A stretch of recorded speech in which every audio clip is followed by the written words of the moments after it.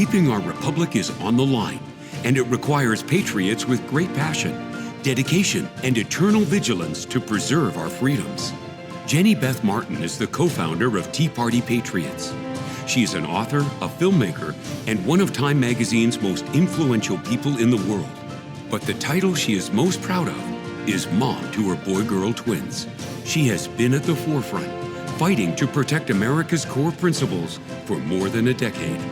Welcome to the Jenny Beth Show. Good afternoon. Today is Thursday, June 5th, 2025, and our national debt is currently $36.9 trillion. As we speak, Elon Musk has been on a roll on X talking about the federal government's need for a balanced budget. And I can't believe how excited I get when the wealthiest man in the world is talking about the need to balance the budget of the federal government of the United States. It's what the people in the Tea Party movement have been championing for the last 16 years. So I'm very thankful for what he's championing right now and for all the work he did while he was in the government with DOGE and the work that is continuing through the Department of Government Efficiency. And Elon, honestly, when I'm reading his post, it seems like he is as discouraged as many of us in the Tea Party movement have been often about our government spending. And one of the things that the Tea Party movement has learned and that we at Tea Party Patriots Action has realized, we have to learn how government spending works and all the different mechanisms within Congress that enable government spending to continue. And it honestly just drives us a little bit crazy because we run our own household budgets. Many of us are entrepreneurs. We run our businesses and we can look at our checkbooks, look at our balances in QuickBooks and go, oh, we need to slow down and not spend so much money. And we go and we make decisions and we cut spending, and we can do so very easily when it's our own business or our own households. But when it comes to the government, it seems like they never are able to do what we think just makes perfect common sense to do. And so why don't they do this? Why are there so many obstacles that prevent spending cuts and enable more and more and more and more spending? And how can we ever make these DOGE cuts permanent? And will we get to a balanced budget ever? These are the things we're going to be talking about today. And we're going to get into the ins and outs and really get into the weeds about the spending mechanisms in Congress and how we can, by understanding these different spending mechanisms and the rules that constrain Congress, how we can work towards a balanced budget and work to help Elon get those DOGE cuts made permanent. We're joined today by Wade Miller. Wade is the Executive Director for Citizens for Renewing America and Senior Advisor for Center for Renewing America. Citizens for Renewing America was founded by Russ Vought, who is President Trump's Director of the Office of Budget and Management, or Management and Budget, or OMB in DC speak, because in DC, they talk in acronyms all the time.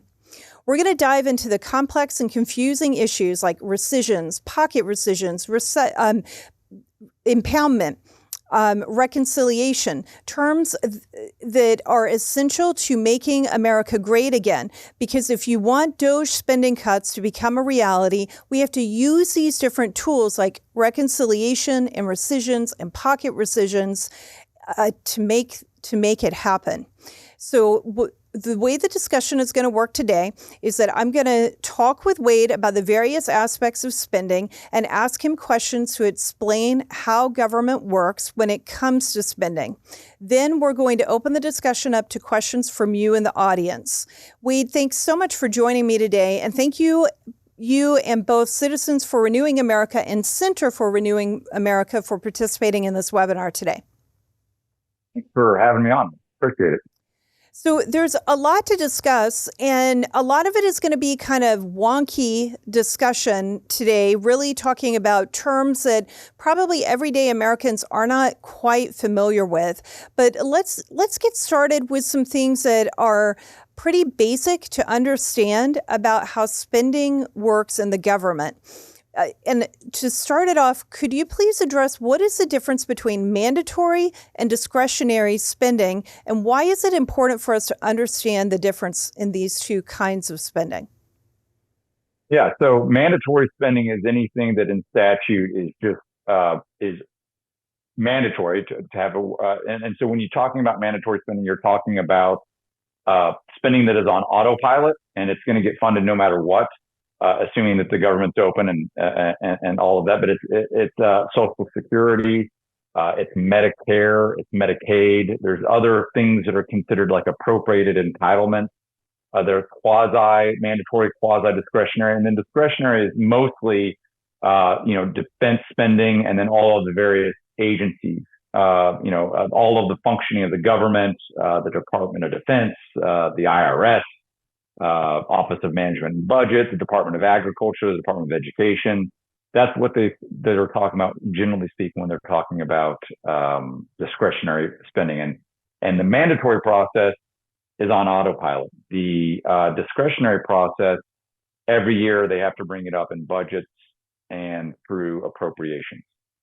Okay, and we'll come back to what budget and appropriations means in a moment. When it comes to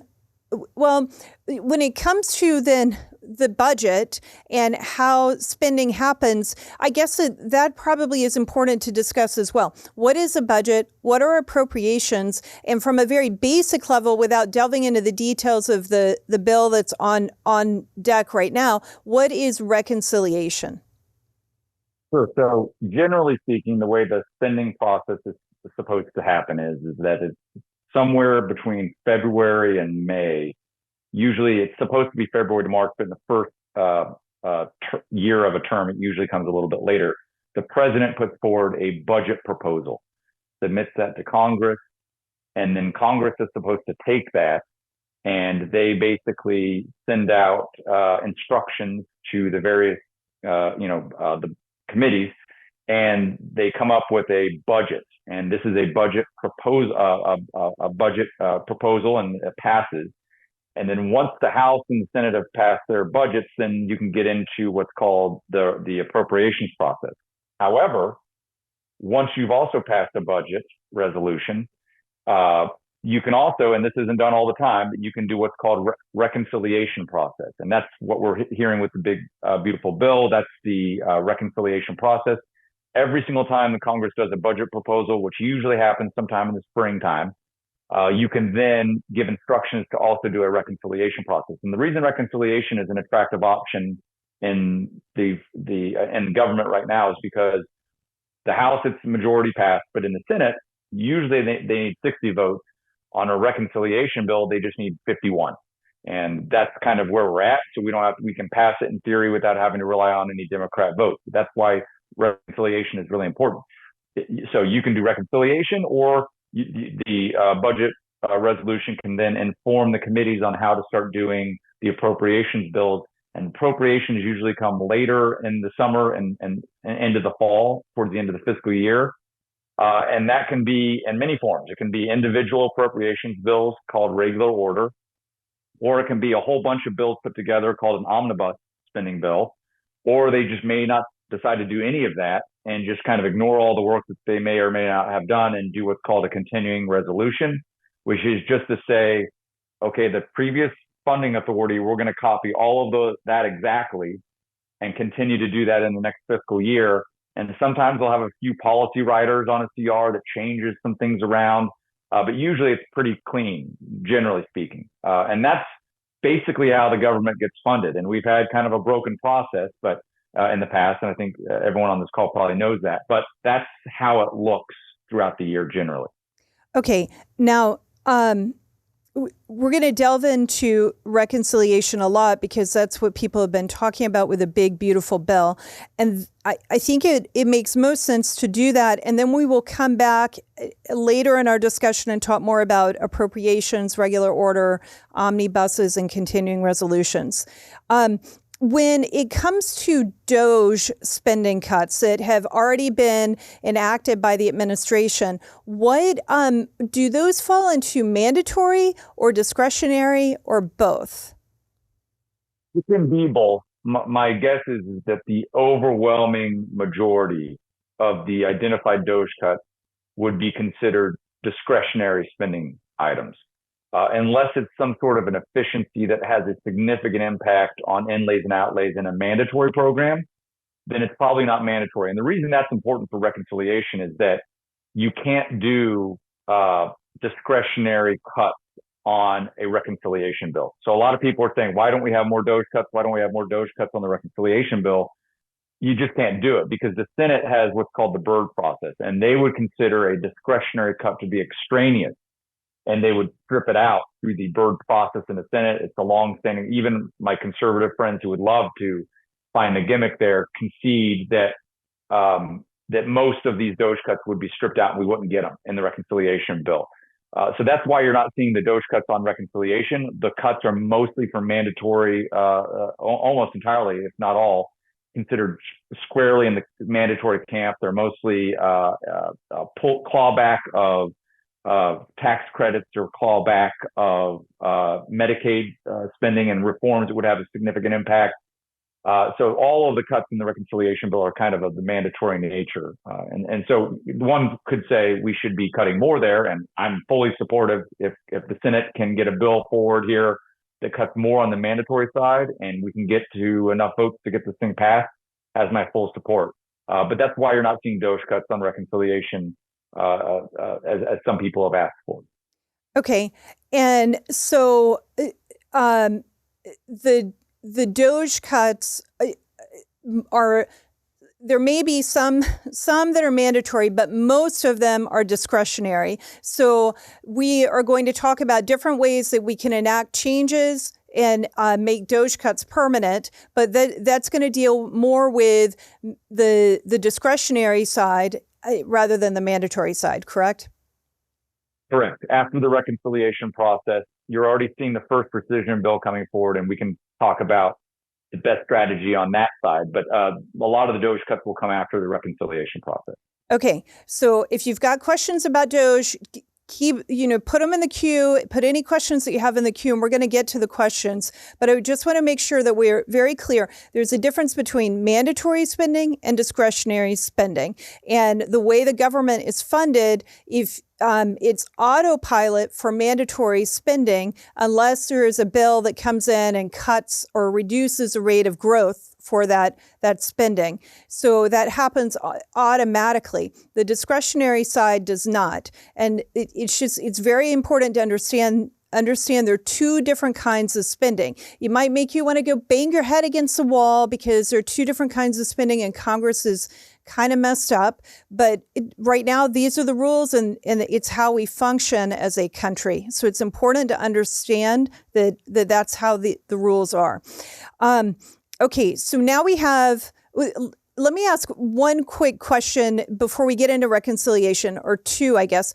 Do you know the percentage of the budget that is mandatory and the percentage of the budget that is discretionary? Mandatory is roughly 2/3. Discretionary is roughly 1/3. Okay, so it's kind of shocking, isn't it, that 2/3 of the government is on basically autopilot and is going to be spent no matter what, unless significant pressure happens to change the trajectory of the spending. Correct. However, and this is shouldn't be overstated, we can do a lot on the 1/3. So in DC, what you often hear is as an excuse to not get serious about cuts is discretionary is irrelevant. It's only 1/3. We have to do stuff on mandatory, which is true in some degree. But the establishment always uses that as an excuse not to do the appropriations process seriously. And then after the appropriations are done, they say, well, we meant what we said, but we really can't do mandatory cuts because we'll lose elections. So we have really pushed back and said there's actually a lot you can do to get us to a balanced budget if you prioritize discretionary spending. You do still need to do mandatory cuts, but we can really do a lot to put ourselves on a path to balance in 10 years by heavily attacking the discretionary side too. Okay. And before we get into reconciliation, you mentioned the phrase regular order. I think that might be important to discuss. When we had a balanced budget previously, the last time we had a balanced budget was when President Clinton was president and after the Republican Revolution in 94 and Newt Gingrich was speaker, correct? I think so. It's been a while. Okay, so it's been quite a while because I think pretty shortly after George W. Bush came in, when 9/11 happened, spending it exploded. Back then in the 90s, I think that we had a Democrat president and we had a Republican controlled Congress, and they still worked together and found ways to get past the filibuster in the Senate and get things passed. And the same thing happened when Reagan was president and Democrats controlled Congress. They still were able to work in a bipartisan manner. And right now, it just seems that our country is sharply divided. Congress is divided, and hardly any Democrat is going to give an inch at all on anything that President Trump supports. If he said the sky was blue and grass is green, they probably would vote against that even. So it's very hard for regular order to happen when we have that kind of political environment, isn't it? It is. So regular order is where you take up each individual appropriations bill, all 12 of them separately. You have an amendment process, a markup of committee, and then you bring each one separately to vote.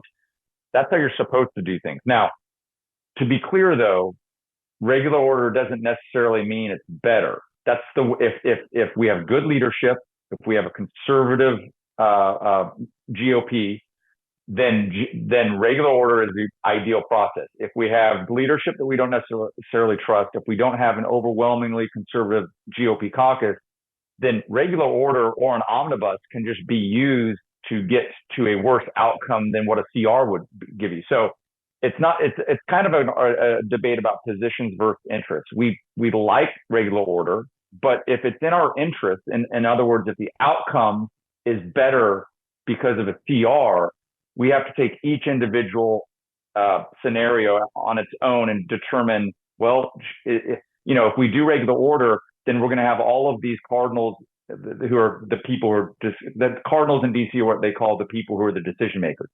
Then you're going to have decision makers that do all of these bills separately, but we're actually going to end up with more spending than if we just did a CR. That could be an instance where CR is ideal. And we've had it kind of baked in our heads that CRs are always bad. They are often bad. I've spent a lot of years opposing a lot of CRs. Sometimes the CR is the best that the conservatives are going to get, and it would actually be better than actually doing regular order. So we just have to be careful that there's the ideal, but we also have to recognize how these processes can be abused. And a smart leadership would do regular order right now and just use it against us and say, well, you've been asking us for regular order for years. We did regular order, but we increased spending by $1 trillion on discretionary. So it can be used against us. We just have to be careful strategically on what we do and don't support on that regard. Okay, that makes sense. And then I think it's important to understand. I remember when Newt was speaker, he was my congressman, and I was in my 20s and I had another job and I worked 60, 80 hours a week and volunteered and kept up with politics as well. But I don't remember, and I was not involved in all the ins and outs to get us to a balanced budget. But it wasn't I'm sure back then in the 90s, it wasn't like one magic pill, one magic bill that took everything to a balanced budget. They were probably working through regular order and had 12 different bills to wind up getting to balance. And the reason that I'm highlighting this right now is because what we're going to be talking about during the rest of this discussion are different steps that Congress can take and that President Trump and the administration can take that will hopefully get us to balance. That would be my goal, and that is clearly Elon Musk's goal and the goal of many Americans around the country. But it's not going to happen in just one magic bill. And the reason for that at the very basic level is you've got discretionary and mandatory spending. So we just have to understand it's going to be a process and it takes more. There are many different lanes to get us there. Okay, now with reconciliation, which is a big fancy word for the big beautiful bill. President Trump was right to call it the big beautiful bill. It's much easier for people to understand it. It's a big beautiful bill that does a whole bunch of things. And what are the things in it that are good? And I understand we want more spending cuts, but let's focus on what is good about the bill right now. Sure. So currently it's roughly $1.6 trillion in mandatory spending cuts, mostly through Medicaid. And to put that in context, that's twice as much as the Gingrich welfare reforms in real dollars. In today's dollars, the Gingrich welfare reform was about $800 billion. This package is $1.6 trillion. Initially, a lot of that was in the out years. HFC worked very hard to get more of that put in the earlier years. So this is actually, it scores a lot better in terms of cost savers on that point. There's about $100 billion or so for border security. You can correct me on the exact amount. I forgot what all the manager amendment changes were. I would argue that that's not really $100 billion in expenditures. I think that over 10, 20 years, you're going to save a lot more than that through deportations. There's some estimates that it's 100, 150, 200 billion a year we spend on illegal aliens. I think we're going to save a lot more than that through this $100 billion investment. So I actually think that's a net saver, even though the CBO will score that as $100 billion against the bill. There is defense money in there. Now, we could debate this. I go back and forth on this. One of the strategies of the reason they're putting defense money in this, and I am for being some restraint on defense spending. It's getting a little out of control. But the reason they're putting money in reconciliation and not doing it through appropriations later this year is because when we get into that debate, the left will always push for dollar funds. So every dollar we want to increase defense, they'll demand a dollar increase on their discretionary spending for all the agencies. So if we front load this in the reconciliation bill and pass it with 51, they don't have that negotiating leverage in the appropriations process. So we can set, ideally, the White House new baselines, which drastically reduces the discretionary spending levels significantly, and then holds the military spending kind of static at that top line. And over a 10-year window, that's a tremendous amount of savings. Now, there's other provisions in this. There's fallbacks of IRA credits could be more, would be fine with that. But the tax extensions, the Trump tax extensions is how the argument that this is a cost increaser in net is because we're extending the tax cut. The CBO will argue that's adding trillions of dollars to the debt. I just fundamentally disagree with that. Any conservative or libertarian tax policy person who's talked about tax policy over the last 40 years, we've all talked about the Laffer curve, the revenue maximizing rate. I think that the corporate rate and the Trump tax levels went down into the rough revenue maximizing range. And I think that you could even bring the individual income tax rates down a couple more percentage points. But the left will claim that's a tax cut for the rich. And so that's probably why the White House is doing a little bit less on that front. They could probably go deeper. But again, if they did that, the CBO would say it's costing even more and it's adding even more to the deficit. And I just don't agree to that at all. I think that in 20 years, the Trump tax levels will bring in more net revenue than if we allow the tax cuts to expire. You're going to get more revenue next year and the next 2 or 3 years, but then it's going to start petering out over the span of that 10-year window. Over 15 or 20 years, the Trump tax rates will bring in a lot more revenue because we're maximizing revenue while also maximizing economic growth. And at the end of the day, revenues are a function of economic growth, and we need growth to be able to bring in the revenue to pay for the things that we're doing. So I just don't agree that the Trump bill is going to increase the deficit in terms of cuts and expenditures. I am for conservatives using their leverage to get more cuts. More cuts is great. We've got to have more cuts in one way, shape, or form. Conservatives in the House have said that it can't get any worse than it is right now, and it is in and of itself good. The question is, can we make it great? Can we make it a lot better? And I think that there's opportunities for the Senate to do more on the mandatory side, which would make this bill a lot more palatable. Okay, and we'll talk about that in just a second. Let me ask, before we talk about that, there's something that I've said, and I'm going to do it again here. When you were talking about the tax cuts, I heard someone else give an even better analogy than this, but if the government took 50% of this lipstick holder, 50%, that's kind of, it's half of it. It's a large percentage, but it's not a very big diameter. But if they took 10% of this bottle, that is way more than 50% of this lipstick. When you cut tax rates, even though the percentage is smaller, it grows the entire economy, and we wind up with a much bigger pie. So they're getting a smaller percentage of a much bigger pie, and they wind up with more money. And I heard one driver who I had recently, like an Uber driver, who said, I would rather have 10% of a watermelon than 100% of a grape. So on the tax policy front, that's exactly right. We want a larger economy from which to tax less from, which actually gives you more revenue. And that's what dynamic tax policy does. And the CBO just doesn't score that at all. Yeah, it's a tragedy that they don't. It doesn't even pay attention to economic reality, but they don't. Wait, let's just take a step back. CBO, one of those three-letter acronyms. What is that, and why does it matter? Congressional Budget Office. It's a bunch of lefties, almost exclusively Democrat donors, that crunch the numbers, and they refuse to reform the entity. It's supposed to be kind of the governmental scorekeeper on how much a bill will cost or how much tax policy will cost. And they usually do these things on a 10-year window. And I would argue for tax policy, a 10-year window is asinine. You should really be doing a 20, 30-year window when it comes to tax policy.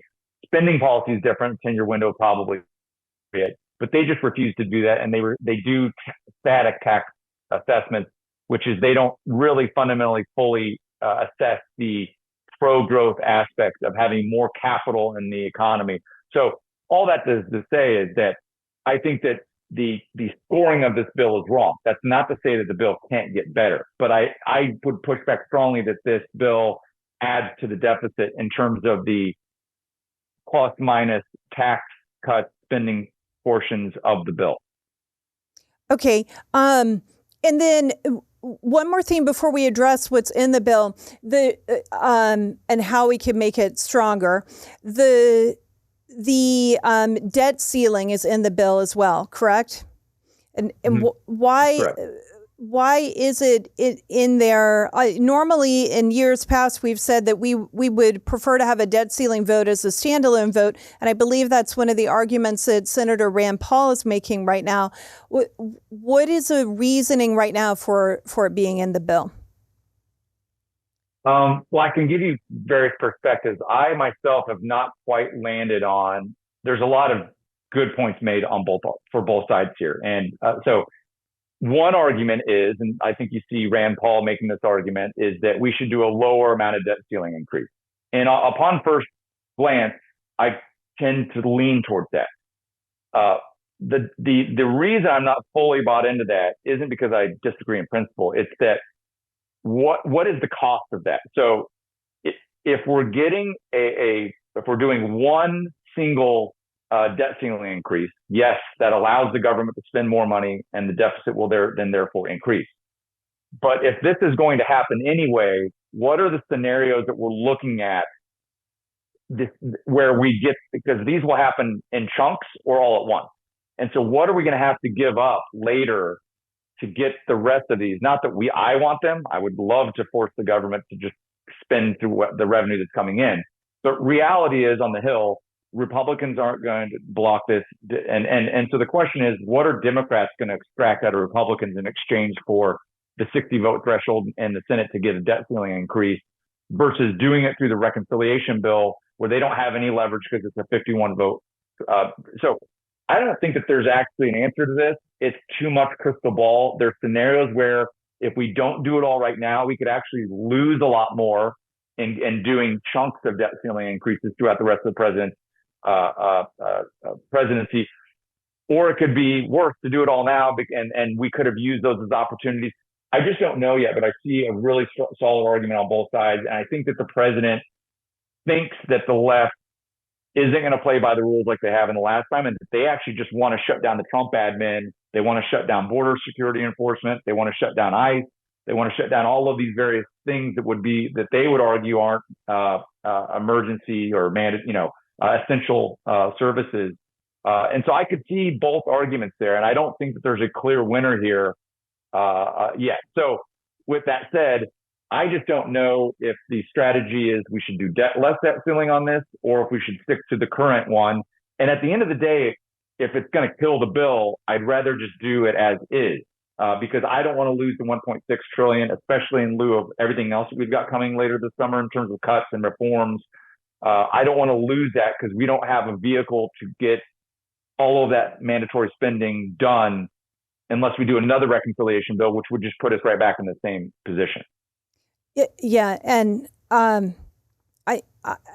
every time that I think of what you just described, and whether it would kill the bill or not, it just makes me think of John McCain not repealing Obamacare. And it was with the same mechanism with reconciliation that we were trying to repeal Obamacare, and he prevented that, his one vote, which kind of brings us to the point of why the bill is so big. It's big because they're adding all these different pieces to it and trying to get every Republican in the House pretty much. I know that we had 2 votes against and 1 abstention, and then almost every single vote in this Republican vote in the Senate to agree on one thing. And it is very hard to do that. And it's frustrating to activists around the country, including myself. I'm like, why don't you want to do what's right for the country?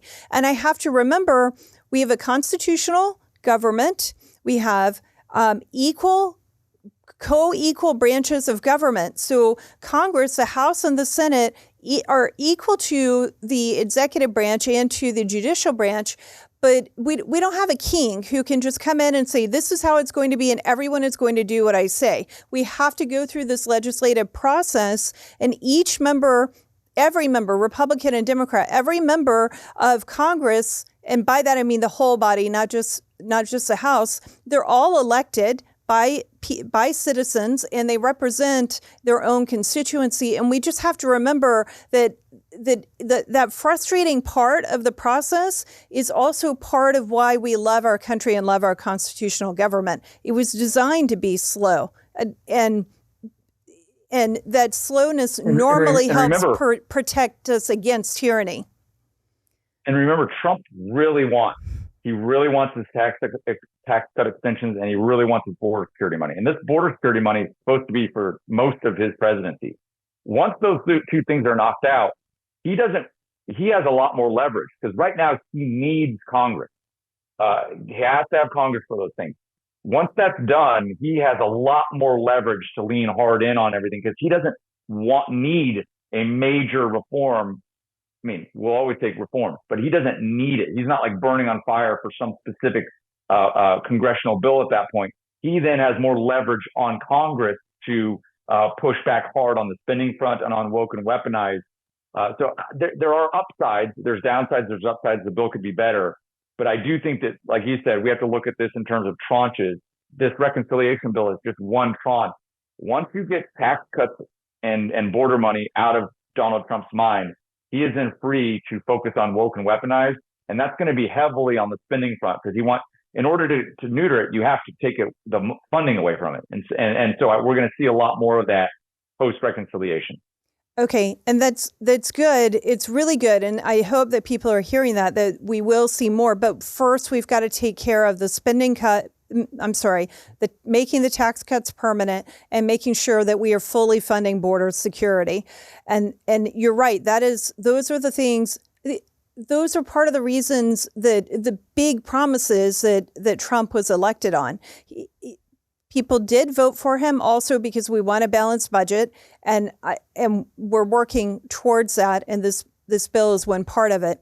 When it comes to things that I would like to see be different in the bill, at a minimum to help strengthen it, I really want all of the Green New Deal gone. It blows my mind that any of it is still in there, and I think that's something we should all be putting more pressure on the Senate to see if we can get more of it removed. And then I am completely against the $1,000 handout to newborn babies. And right now, the way the bill is written, there's going to be $1,000 to every single new baby born in America. And that means that even non-citizens who have babies, because those babies right now in America are considered American citizens, will also get $1,000. for an investment account for a baby who can't walk or eat or drink on their own yet. It's supposed to be to give them a nest egg and to let them see the magic of compounding interest and to appreciate capitalism. Well, I think the way you appreciate capitalism is that you stick to capitalist values and you don't compromise the capitalist system to save the capitalist system. Like you don't compromise free markets to save free markets. Or sacrifice free markets to save free markets, like George W. Bush talked about. But if there are tax provisions with that that portion, so you've got the handout part, which would be a new entitlement, but also you have in those new accounts the ability for people to donate into it tax-free into these accounts so babies can see their money grow. I'm fine with that. If you want to carve out a special portion of the tax code to make it tax deductible for donations and money to go into the accounts for the babies, I'm all for that because people are doing it out of their own free will. I just don't think the government should be coercing taxpayers to pay $1,000 to every new baby. That's just me. Well, So I want the Senate to change that. Yeah, if the Senate can get more of the green provisions out, and if the Senate conservatives can get things like FMAP reform on Medicaid included, and that increases the total cut significantly, makes it a lot more palatable for conservatives. So I'd love to if they can use their leverage to get that. I think at the end of the day, though, they need to get it to a yes. There's too much that could cascading bad in our direction if we don't get this passed. And then, of course, once we get past reconciliation, that's where we get to the stuff that we've all been clamoring for. And we actually have a pretty clear-cut strategy of how to get almost all of the DOGE cuts done. So there is a bright spot in all of this. Okay, and let's come to that. But before we go into that, just explain, what does FMAP mean? I am not an expert on Medicaid, but it has something to do with the formula on what the population that you are and how much the match is in terms of the federal tax. So if you are a single mother, you get roughly, I think it comes out to average of like 60 cents or something along those lines match. But it's perversely incentivized in terms of if you're a single able-bodied male that's not working, you get like 90% match. And so it's really incentivized a lot of able-bodied single males who just don't want to work and want to play video games and maybe, have black market income, sell drugs, and just basically have mostly free healthcare. And so it should be, in my opinion, a no-brainer to go after this. There is some hesitancy because ultimately the political argument is you're taking healthcare away from people. And I would argue that you're actually not. You're actually making the program more accessible to those that the program is actually intended for. It was not intended to cover single, adult, childless, able-bodied males. It was meant to cover the elderly, single mothers that are in need, the disabled, that kind of thing. Right. And if they go get a job, most of the time, if they have a job, they're going to have health insurance through the job. So it's not taking it away. It's just changing how they get health insurance. Correct. Okay, now let's talk about, and I know there are a couple questions in the audience. We see those, and I am going to come to those, but let's finish getting through these different terms and different tranches, and then we'll go to the audience. And I know we're in the weeds, but I think these weeds are really important for you to understand so we know what's going on in the administration. Okay, when it comes to DOGE, how can we make a difference with that? I think we've seen the beginning of that this week, right, with rescissions?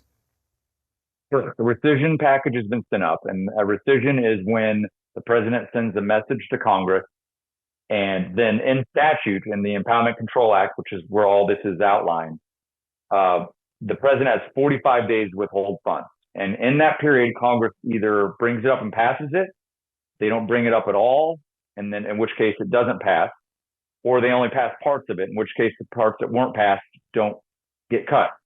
and you only have one crack at the apple per fiscal year on a rescission. So there is some risk in sending this rescission package up, and that if Congress doesn't approve all of it, we can't later rescind the rest of it. Now that doesn't mean we can't use impoundment authority or reprogramming authority or some other authority, but it's harder. It's harder to do that, and so a rescission is risky. But it is ultimately strategy dependent on when it's submitted. And so if you submit it at a certain time frame, it's a sure thing. So I've been arguing that we should be and look, I've been an activist. I was a Tea Party activist before I ever worked in politics. It's actually what got me into this business before I ever worked on the Hill or in a think tank. I now live in the DC area. For 20 years, I've always heard DC people tell me, right, we can't do it right now. Trust us, we'll do it later, which is always a lie. So for me to now say this is highly ironic to myself, and I'm sure to a lot of people who know me. But this is an instance where we actually do need to wait. We need to wait because, remember, I said there's a 45-day withholding period where the president can withhold those funds. It's statutory. The Congress allowed for this. Should they have? That's a debate for Congress. So if you submit a rescission package after August 18th, and then the president withholds those funds for 45 days, it gets you into October. And why does that matter? Well, the fiscal year 25 ends on September 30th. So if the president withholds those funds into October, the budget authority to expend those funds lapses. So meaning that if the president sends a rescission package after August 18th, roughly, it automatically goes into effect regardless of what Congress does. Congress could vote on it and defeat it. They could vote it down. They could vote for it and pass all of it. They could only pass some of it. It doesn't matter. The entire package essentially by default goes into effect. So I've been really urging as many people as I can in the last week or so to hold off on demanding DOGE cuts, because if Susan Collins, Lisa Murkowski, or Mitch McConnell don't want to pass one of these rescission bills, it's dead, and we can't cut it through rescission later. If we do it after August 18th, doesn't matter what they say, doesn't matter what they think, we get it. So we have a strategy to get all of the DOGE cuts and then some. We can go beyond the DOGE cuts. Whatever fiscal year 25 money is left that they have not spent at that point, and they're withholding a lot of money right now. We could potentially get hundreds of billions in cuts through rescissions packages towards the end of the year. Okay, and that's very important for people to understand, and that's called a pocket rescission, correct? And correct. What you're saying is that if they wait until 45 days before the end of the fiscal year, which is the end of the year, September 30th, 2020, FY fiscal year 2026 for the United States of America's government begins on October 1st of 2025. And so if they wait until August 18th, then and they don't spend the money, then that money just goes away. Is that right? So that money is no longer then allocated, and it doesn't continue to be spent? Correct. There's no authority to spend that money at that point. Every year, appropriations authorize the president to spend money in that year. Now, there are some exceptions. There are some multi-year appropriations. There are some appropriations that are written in terms of X date, meaning there is no real expiration. But almost all, if not all, of the DOGE cuts are single-year appropriation, meaning that that money can't be spent if it's not spent by September 30th. So the president wins by default. I know that OMB knows about this. I don't know their exact strategy, because unlike other administrations, this administration doesn't leak, which is enormously frustrating because I know the OMB director and he's a friend of mine, but he won't tell me the plan. But I know Russ. I know OMB knows about this. I would be shocked if this was not their game plan. So I do think that's the strategy we should employ. OMB wrote a memo about this in 2021, and the same lawyer that wrote that is one of Russ's friends, and he was actually one of our senior fellows here at Center for Renewing America, Mark Paoletta. So I know that they know. I know it's on their radar, and the fact that they haven't sent up more, and the fact that Russ Vought on CNN said the word pocket rescission leads me to believe that this is what they want to do. So we should be patient when it comes to DOGE cuts. And again, I hate to say that. And don't get me wrong, we should be putting pressure on getting the DOGE cuts. We should be demanding DOGE cuts, but we should be demanding that they put them in the form of a pocket rescission after August 18th. And I think if we do that, we're giving the White House, the president, and OMB a lot of political leverage to then cut a lot of money at the end of the year. And again, we're talking about reconciliation right now. The rescissions that will come later this year are going to be significant. And so that's not added into the cost of the Build Back Better bill, but we're going to get the DOGE cuts this way, and that's going to be a lot of money. It's 10 and a half weeks from now till August 18th. It's not that long. It really isn't that long.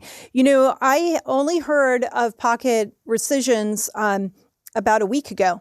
And I was like, wait, what is this? And I've heard of mandatory spending, discretionary spending, all these other terms, but I had not heard of pocket rescissions. And when I heard that, I thought it's part of the reason why I asked you to come do this webinar, because it seemed to me like, a huge light bulb went off when I heard that and understood what it meant. I was like, I wonder if that's how we can get the DOGE cuts and actually make them permanent. And we sort of we don't have to worry about 50 votes or 60 votes in the Senate at that point. Right. The reason people don't know about pocket rescissions is because it hasn't been done in a long time. It hasn't been done, I think, since the 70s. And so it's just been forgotten. And also, normally by the end of the fiscal year, you don't have a president that has withheld this much money. So even if you did want to do them, there's not a lot of money to rescind at that point. But we're withholding hundreds of billions of dollars in various forms and through various legal strategies. So there's going to be a huge pot of money to cut from later this year through pocket rescission. Okay, now you one person is texting me and saying, but you can't rescind money that has already been spent, correct? But is the administration and the work that DOGE has been doing not spending some of the money, even if it's been appropriated? Yeah, correct. If money has already been spent, you can't rescind it. But what has been going on behind the scenes, very quietly, because it's highly legal and technical in nature, is they've just not been spending a lot of this money. So it's on the books. Like, no one's seeing it yet because it's technically money that's appropriated, and you won't see it reflected until the end of the year when they actually do it. But that money can just go back to the Treasury. It's not spent. It won't get added to the deficit. So yes, you can't rescind money that's already been spent, but there's a whole bunch of money that's not being spent right now. Well, and let's say that you terminated employees, or there were employees who took the packages so that they could go ahead and retire or leave and resign and go find other work. That money would not be spent. And then if it's not being spent, then we don't have to have that for salaries the next time, correct? Would that be the kind of thing we're talking about, some of it? Correct. There's a lot of things that we don't have yet that I have heard are in the works. So there's some evidence already that the amount of money that's being sent to the federal government is increasingly a lot less. And that's going to be reflected at the end of the year when we get all of these various, year-end statements of the federal government. But you're already seeing it reflected in the amount of money that's going to the federal government. And then we haven't even factored in the deregulatory agenda that I kind of hinted at, that they're crushing it right now. I think the goal was 10-1, and I'm hearing that they're blowing that number out of the water. There's all sorts of things going on money that's not being spent, on money that's not being asked for. And I think that once we get all of the year-end data, I think that it's going to be a lot rosier than people really understand, because so much of the cuts and reforms are technical in nature right now. And honestly, some of it that the left just doesn't have, they can't, there's so much of it going on, they can't keep up with it. They can't complain about it loudly enough. And so a lot of it's just flying under the radar. Okay. And even during the Reagan administration, I think there was only one or two departments that actually reduced spending during the Reagan administration. Most of the others still increased spending. So the fact that this administration is going in and looking for ways to cut spending and go, we don't need this, we don't need that contract anymore, we don't need to be wasting money on this program or that grant, it's something I I don't ever remember seeing in at least in my adult lifetime happening in the government. And Doge is just starting. So the beautiful thing about Elon's participation in Doge is he brought in a lot of outsiders that were looking at this as like through a business mentality. Like no one in DC would have thought, let me see all of the phone lines that are currently connected to this agency and let's see which ones of them we can cancel out to save millions of dollars. That's just not the way a DC, they think in terms of we need to reform Medicaid. That is it's not done. There's more of that type of work to be done. But now that Elon's exiting, there's now an opportunity to use Doge towards the way a DC insider that's one of us would want it to work. And so you're getting a powerful 1-2 punch through Doge. And that second punch hasn't even really started yet. We're still kind of working on the first punch and getting a lot of things daily that you don't really see or hear about that are being logged in and reported and contracts cut. And all of these things are happening behind the scenes. But soon you're going to get the second punch, which is people like Russ Vought and other people who are one of us, the things that they know about the government and how it works and how it shouldn't work. They're going to get a bite at the apple and work with the Doge effort to work on that side of it. So there's more to come. Doge is an ongoing effort, and we're just scratching the surface on what Doge can do. And we're 130 or so days into it, or it's 4 months into, or 4.5 months into a 4-year term. So there's still a lot of work to be done.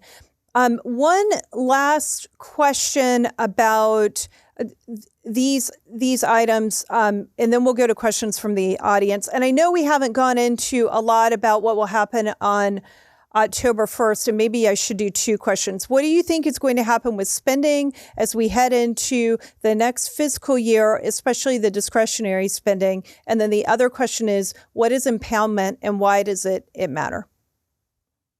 So we've talked about reconciliation, we've talked about rescissions. After all of that occurs, or in the midst of it, we're going to have the appropriations process.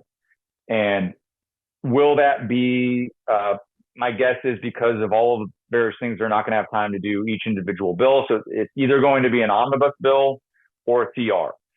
And the upside of an omnibus is if things play out the way they could, and I've never seen this before, so I'm very hesitant to say that I believe it will happen. But for the first time ever, I've seen the appropriators wanting to meet with OMB and saying things publicly like they want to adhere and align with the White House budget, which is important because Russ wrote a White House budget that put us on a path to balance in 10. He's got a good blueprint. Now, that's not all reflected in this one, in this White House budget. Russ wrote one when he was with Center for Renewing America, but a lot of it is in this one. And if we can get Tom Cole, again, do I believe it? I'll trust but verify. I'm a little hesitant to trust that Tom Cole is going to be a spending champion. But if Tom Cole gets it close to the White House budget and sets the new baseline on DOD and on discretionary, it helps us put us on a path to having a serious conversation about how in the next year we can do some more stuff to get us on a path to balance in 10 years. So again, I'll trust it when I see it. If that process breaks down, because in that process, we would want all of the DOGE cuts included for FY that we've got in FY25 to be included in FY26 through appropriations. So we don't need to do rescissions on them again. And then the new baselines. But if that process breaks down, and that's highly possible given the GOP that we have in Congress, then it's probably going to be a CR. And so then the question is, what do we want in exchange for a CR in terms of policy riders? And I would argue we got to see how this flushes out. But at a minimum, we want all the DOGE cuts as policy riders on a CR, and then some, and then see what else we want. You know, what went wrong in reconciliation that we didn't anticipate? What else can we throw onto a CR in terms of a policy rider to make it enticing to want to do a CR? And then the next question is, what is the duration of that CR? Do we do it into early next year? So we have another fight? Do we do it for a full year? I don't know. And you know, this comes down to when we get there, we'll be able to know, are we opposed to a CR? Are we opposed to the omnibus? And we just can't say that now. We got to see how this plays out, and then take the best option possible for conservatives and get behind that vehicle, and then hopefully support our HFC guys and fighting to get the best deal that they can, and however that plays out. And then on impoundment, you want me to explain impoundment? Yes. So impoundment is for 200 years, presidents they looked at appropriated money as a ceiling, but not a floor. So if Congress said, here's $50 million for a tank, and the president could get it for $35 million, he would just impound that last $15 million. In the 70s, during the height of the weakness of their presidency during the Nixon scandals, the Congress rescinded the authority to do impoundments through the Impoundment Control Act. And that's how we got rescissions and all that out of that whole thing. We and others have made an argument that the power to impound is the Congress doesn't have the constitutional authority to trample on the Article 2 power to impound. And this is the view of the president. This is the view of a lot of lawyers at OMB. This is the view of Russ Vought. And so they want to impound funds, which is to say that we're not, if money doesn't need to be spent because we've already achieved the legislative objective, we're not just going to arbitrarily spend that money. And so my guess is that in this year, OMB and the president are going to want to rely heavily on rescissions and pocket rescissions and do a test case on impoundment to get a court victory on it in the best possible fashion so that next year we can also use pocket rescissions and rescissions heavily. We don't know what's going to happen in the next election. So I think what OMB is thinking is, let's set up impoundment on a narrow basis, get the best legal grounds we can, and then set ourselves up so that in FY27 and FY28, if Democrats hold power, we can just impound funds if Democrats are sending us ridiculous amounts of spending that we don't need to achieve legislative objectives. Okay, that makes a lot of sense. So I think that we have talked about reconciliation. We've talked about a continuing resolution or an omnibus through appropriations, rescissions, pocket rescissions, impoundment, regulatory reform we kind of touched on. And then the president has also talked about tariffs as a part of helping grow the economy. And then the other thing is energy and opening up the energy, because because everything relies on oil, whether we like it or not, and that the higher the cost of energy is, the more everything costs. So if we can reduce that cost, it helps reduce costs everywhere. So those are the different areas that I'm aware of that the administration is working. Am I missing anything? No, I mean, it's dereg, it's border, it's tax cuts, it's spending cuts. I mean, there's a lot going on that I think will be in net helpful to getting us towards a position in the next 2 years to saying, with a little bit of elbow grease, that we can put ourselves on a pathway to balance in 10. And the good news is the president has indicated that he does want to be the first president in a long time to get us on a path to balance. I think he actually wants to balance. I don't know if that's possible with this Congress, the makeup of this Congress, but I like that the president wants to do that. At the very least, I think it should be our objective, and we should not make this through gimmicks. We should put ourselves on a serious path to a 10-year balance. And I think that's achievable if we can get, not Build Back Better, big, beautiful bill. If we can get rescissions, tariff revenues, all of these, border enforcement, all of these things can get us into a really good on-deck position to finally having a serious conversation about balancing the budget. And I think that makes a lot of sense. And I think you're right about this Congress, that it's going to be tough to get this particular Congress to balance a budget. If we get these things done that we're working on, I mean, maybe we can, but I think it's going to be tough. But if we get these items that we've been talking about and the other items that still are to come done with this Congress, it's way better than what we've had.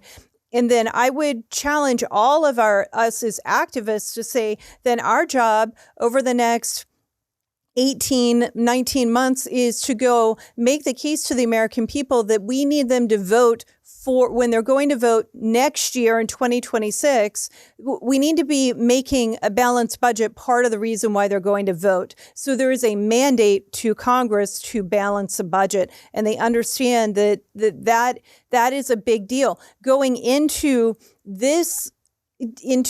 the election last year, it was about stopping inflation. It wasn't about balancing the budget. It was about stopping inflation and about securing the border. So I think we always should be advocating for a balanced budget. I also think part of the checks and balances in our government, part of it is us putting pressure on Congress to make them do the right thing. Amen. I don't have anything to add to that. It's perfectly said. Okay, a question from the audience. Joan said that Speaker Johnson asked Senator Thune to only do minimal changes to the House-passed Big Beautiful Bill. Is the real concern different than the Big Beautiful Bill having to be passed in the House again? Yes. HFC has signaled that the bill cannot get worse. It can be different, but it must be materially better. Or if they want to do FMAP, but a little bit less on some of the green subsidies, I don't know how HFC would view that. But if from a structural debt basis, as long as it's not cutting less, and we're not spending more, then I think that they will be okay with it. But I can't speak for HFC. But I've seen some senators having serious conversations about doing more on Medicaid. And if that's the case, I think it makes it a lot easier to get to a yes if this bill comes back to the House with a higher level top line spending level cut. Yeah, I think that the Speaker Johnson is concerned because he's got a very delicate balance and a very, very tiny majority in the House. So I understand the concerns he has from the position he has in his job. My job is to pull the conference and Congress as far to the right as I can get them and get them towards a balanced budget or at a balanced budget. So my job is much different than his job.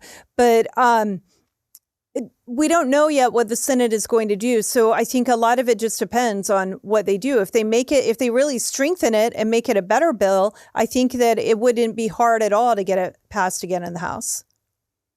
Yeah, if you can get Murkowski, McConnell, and Collins and a couple more to vote for a better Senate bill, then I don't see the argument that moderates in the House are going to be in the way, not with President Trump telling them to vote for the bill. So I agree with you. If the bill gets better, I don't think that Speaker Johnson has a problem there. But I think that the hurdle is getting the Senate to put forward a worthy enough package that's not materially any worse than it already is. Okay. Joan also asked, can the FMAP revision be dealt with in another way other than through reconciliation? Yeah, I think that you could do it through other bills. You could actually do another reconciliation bill. We could do a FY26 budget resolution and just kind of slide it through, and you could do that this year. So we could do it through another reconciliation process. You could do it through I'd have to try to do it on a appropriations bill. I don't know how that would work in the Senate. I don't know if the votes would be there. But I think that the best way to do mandatory spending reforms like that is coupled with other things that are politically very popular to kind of force the moderates to support it. Otherwise, I just don't know how politically you get it across the line. There's probably many ways you could do it.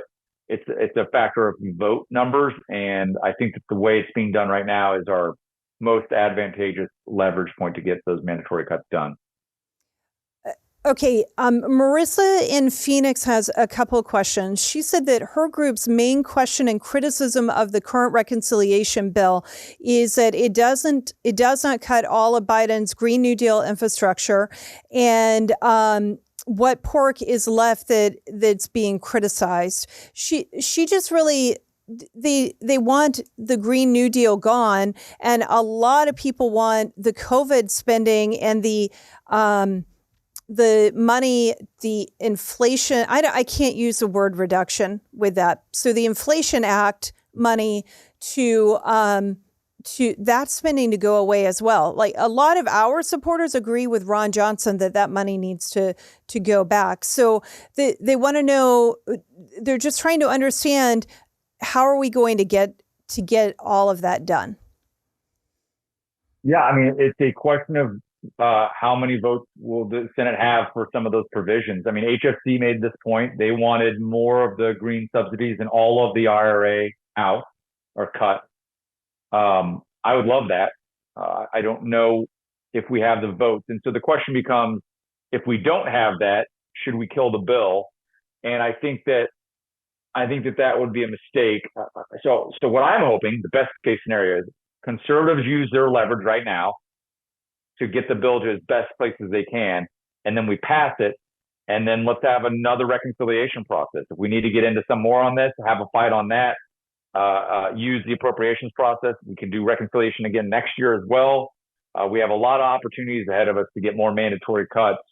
And it is a lot of excuse making from moderate Republicans who are opposing this. But the question is, are we willing to sacrifice $1.6 trillion in cuts, border security money, permanent tax cut cuts, extensions? There's a lot there. I mean, it's a tough one. If you're a conservative, it's not an easy answer right now on how much of a no am I and where's my red line. It's not clear cut. There's a lot to lose if our red line is too hard on this one. And at the end of the day, we have to deal with the reality of where the GOP caucus is. And if we had a caucus of Chip Roys, we would be balancing the budget this year. But we have a caucus with, Dan Crenshaw's and people like that. And it's hard to balance the budget when you're dealing with a GOP caucus made up of Mike Lawlers and those types. It is. And as I said a little while ago, they are all elected and they each represent their own constituency. So when they drive me crazy, apparently they don't drive their own constituents crazy enough for them to be voted out in a primary. So we do have to deal with them even when it frustrates us. Okay. She had a question at the beginning, but I think we've addressed this. She was asking, what is the expectation of an August 18th rescission package to stop the fiscal cliff we are currently on and to fully codify the DOGE cuts, which I think that you answered that in explaining pocket rescissions. I'm pretty bullish, or is that the right word? Bearish, bullish? I always get those two mixed up. I should know better. I'm pretty confident that we are going to see a significant amount of DOGE cuts later this year, but sometime between August 18th and September 30th. Okay, and then another question that Marissa had, she said, and I think this is very constructive. It's constructive criticism, but it's actually very constructive. She said that they, meaning the administration, and I would even say she's talking about OMB, whether she understands that's what she's talking about or not. They have not made estimations of what amount pocket would be included in pocket rescissions in any of the statements they've been making. So nobody knows how much they're talking about, and it really is giving rise to the frustration and the outrage that people across the country have because there's been no commitment on what is about to come and how much that would be. And you are friends with Russ and you work at the group that he founded, but you still don't even know these numbers yet. So I think it's nothing necessarily that you can do about it right now, but we can pass that on. Well, let me just say that if you want the pocket rescissions process to work, for a variety of reasons, you want to be very ambiguous on how much and when, because you have to know that the left will look at that and they'll want to get their legal fights in order. So we're between a rock and a hard place where we have very strong indications from the admin they're going to want to do pocket rescissions. We don't know what, and there's probably a really good reason for that in terms of if we want them to be successful, some ambiguity on that front right now is good for the admin. It's frustrating for conservative activists like myself and others who want certainty and they're we exist in a world where we are constantly misled by politicians, and they don't always follow through on their promises. But in this case, I think there is a strategic reason why we might not be hearing it. And so some of this comes down to, we got to trust Trump, and we got to trust Russ, that they'll do everything they can when the time is right. And I totally understand not trusting politicians. I mean, anyone who has followed politics for more than about 60 days or 90 days usually gets in a point where they're like, oh, I don't think I can trust pretty much any politician. But Trump he's been faithful to the things that he says he's going to do. And he wanted DOGE. He made a big deal about DOGE. He made sure DOGE happened.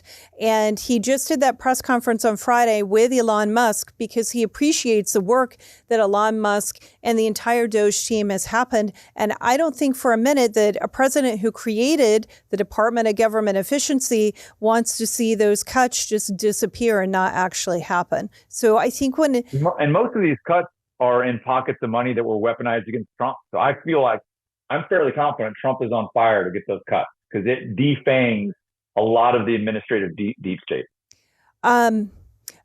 Okay, so I understand that, and I think right now we have to understand that there is still we've got the rescission package that was just sent to Congress on Tuesday, and then we have another bite at the apple when it comes to rescission, and we may have to just be a little bit patient as we're waiting to hear what is in that one. And then we also have to remember the administration has only been functioning for like 130 days, and there's still over 100 nominees ready to go before the Senate that aren't even placed, and many more that still have to be confirmed. So the entire administration isn't even fully functioning yet. Right. A lot of great things are happening. I think we've been we've gotten a little used to 10, 15 wins a day. And now if there's only like 2 or 3 wins a day, that seems like nothing. But we're still racking up a lot of wins. I am fairly confident that we're going to look back at the end of this year if we can get the reconciliation bill done. And I think we're going to say that we cut more money this year than has ever been cut. And I think that we're going to be in a good position to make an argument as a fiscal conservative, that we're heading in the right direction once we're looking in the rearview mirror in October. Okay. And I am hoping that you are right. I'm hopeful that you are right. If I'm wrong, we're all going to have a lot of things to be very mad about. Well, we certainly will. Then another question some people have asked is, why isn't the SAVE Act, the Citizen Only Voting Act, included in the reconciliation bill? That's a good question. It may be that the Senate would say that it wouldn't muster the ability to pass the Byrd rule because it doesn't have a significant impact on revenues or spending. So they may consider it extraneous. That may be the argument for it. But I do think that we should be making the argument now that the SAVE Act needs to be included in the appropriations process, either through a rider on a CR. That should be one of our asks if we're in a CR conversation, or in the baseline text of appropriations bills. That should be a no-brainer. If we don't see that at the end of the year in our spending bills, then we should be up in arms. Absolutely. And for those who are asking, especially about citizen-only voting specifically, Tea Party Patriots Action is going to make the summer citizen-only, have a huge focus on citizen-only voting. The month of August, we are going to dedicate towards citizen-only voting. Congress will be in recess then, so we'll be able to really focus on that. We've got a lot of things coming up. We've sent 1 or 2 emails about it, but we'll be sending a lot more. And the whole goal is to get to September, and we very likely will have a press conference or a day for people to come up and go talk to their members of Congress in September, urging them to add the SAVE Act to the continuing resolution that they'll be voting on in September. So much more to come on that. And we were told early on, because we were asking that same question, that it cannot happen because of the Byrd rule in the Senate. And could you elaborate just a little bit more on what is a Byrd rule and why does it matter? So it's a process that was put forward in the Senate that's kind of been institutionalized that says that in order for something to be done on a reconciliation bill, it needs to have a significant impact on revenue and spending. And it's not like an exact science, which is what makes it a little bit frustrating, and what they would deem birdable or extraneous to the bill because it doesn't muster the Byrd process. So there's things that I would say would have an impact on revenues, and they would say, well, it's not enough. So we're not going to count it because it's incidental to cost. In other words, if you do this, you have to go through 3 arguments in order to say that it's going to save money. And so they want it to be a direct impact. So a lot of these things that we like, a lot of these reforms, we could argue will save money or increase revenue, and then they will just say that it just doesn't. And as your listener pointed out, these decisions are adjudicated by the Senate parliamentarian, who's not a Tea Party activist. So you just never know how that's going to play out. And I have heard people say, well, why don't they just overrule the parliamentarian? And even I have said that a few times in the past, and I don't know that that is a bad or a good thing. I do know this. We just need to pay attention to any change that happens, especially in these kind of processes. If Democrats controlled everything, would we want them doing it back to us? And so I think you have to be really very intellectually honest. Would you want that to happen with us, or would you want the parliamentarian to still be there kind of making those decisions? And if you don't care and you think that the parliamentarian can be overridden now, and you wouldn't care if it happened to us if Democrats controlled everything, then that should be the answer. But I just, sometimes we have to remember there are unintended consequences. And we also have to think, if we didn't have all the levers of power, would we want this tool to be able to use in the minority? Right. And I'm not opposed to that strategy of overruling a parliamentarian on a critical issue. I think it needs to be strategic when we do it. And I just don't know that we have the leverage right now to convince enough Republican senators that this would be the time on this specific type of a provision, whatever that provision might be. I just don't. We have so many targets right now. Overruling the parliamentarian is probably a strategy that conservatives want to use when we're talking about one thing, and all of our weapons are trained in on that thing. Right now, everyone's debating, tax revenue from the tax cuts, or is it cost, and then the border money, and then the defense money, and then the green subsidies, and we've got these things that we're all debating. And so I just don't think we have the leverage to win a parliamentarian debate right now. I think you're right on that. And there may be a time and a place for it. We just have to make sure that it's something we're willing to live with in the long term. And I hated the Democrats using the filibuster to block Trump in the first administration, and I appreciated the ability to have the filibuster in the Biden administration. So I think it's just I don't know. I don't have to keep going about what I already said. Okay, there's one other question that maybe you can answer or maybe not from Bill. He says, we went from $660 billion in deficit to $3.13 trillion in deficit in 1 year in 2020 with the COVID lockdown spending. And we've brought it down to $1.8 trillion in deficit. Why didn't it come back down to $660 billion? And will we ever truly be able to get to zero or a surplus? Because without that, we're never going to actually balance a budget, much less pay down the debt. Yeah, I mean, mandatory spending went up significantly during that time period, and a lot of the baselines on discretionary didn't go back down fully. That's one thing that the White House is attempting to do in their budget proposal, and they're trying to get House appropriators to agree to going back down significantly to those lower baselines. If we do that, I think it puts us on a trajectory to cut into that deficit hole significantly.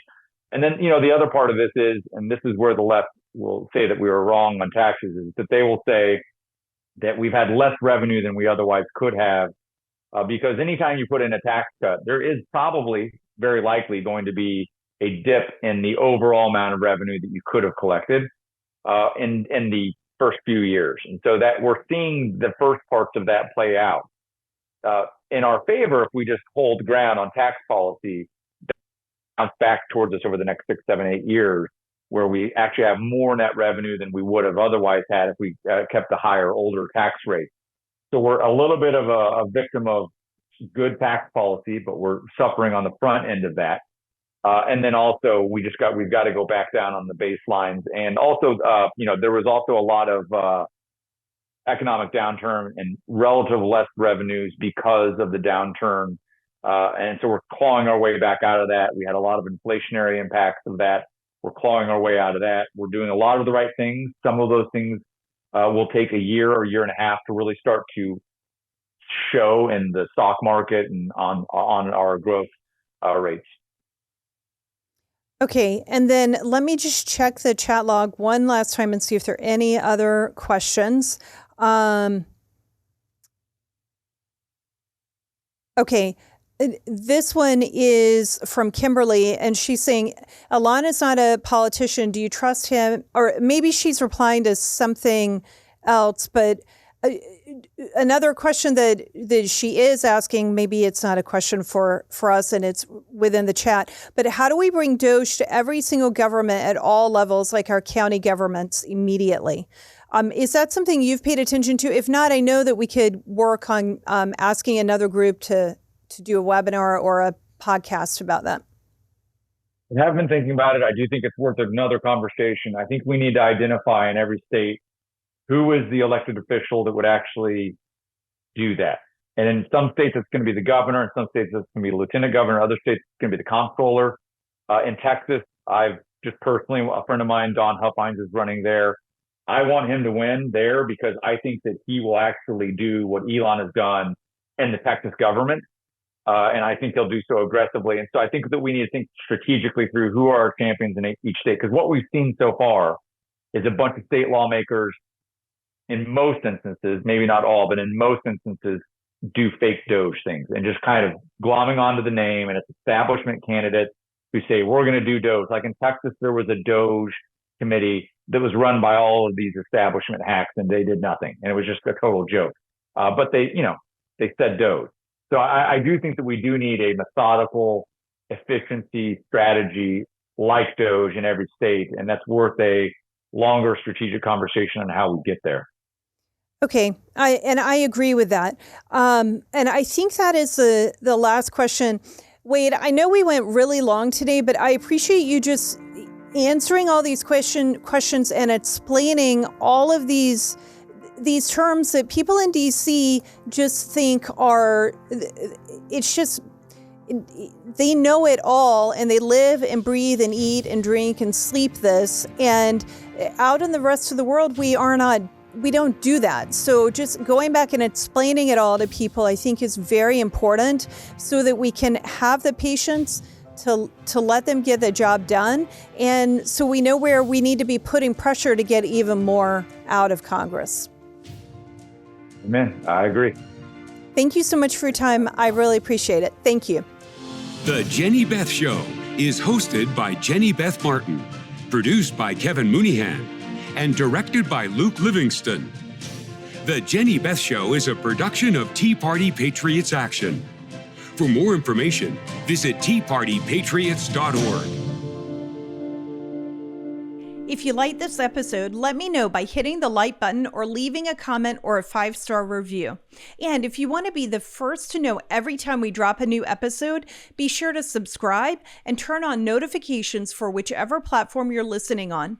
If you do these simple things, it will help the podcast grow, and I'd really appreciate it. Thank you so much.